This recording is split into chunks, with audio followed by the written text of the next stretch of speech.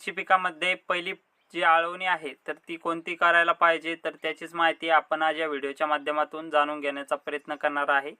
आपण जे नर्सरीमधून किंवा आपण घरी बनवलेलं जे रोप आहे, तर मिरची पिकाची आपण त्यामध्ये लागवड करत असतो. मग मित्रांनो, सुरुवातीला आपल्याला जे मिरची पिकामध्ये जी आळवणी करायची आहे, तर त्या आळवणीमध्ये आपल्याला जो मुळांचा विकास आहे तर तो झाला पाहिजे. त्याचबरोबर मातीमध्ये जे घातक बुरशी आहे तर त्या बुरशीचा नायनाट झाला पाहिजे. त्यापासून पीक जे आहे तर ते सुरक्षित राहिलं पाहिजे. त्यामध्ये पिकाची जी मर आहे तर ती झाली नाही पाहिजे. यासाठी सुद्धा आपल्याला काम करणे गरजेचे आहे.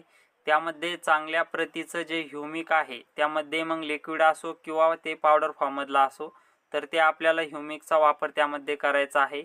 मित्रांनो, त्याचबरोबर आपल्याला त्यामध्ये जे की ट्रायकोडर्मा आहे, ट्रायकोडर्मा व्हिडी जी आहे तर तिचा वापर त्यामध्ये करायचा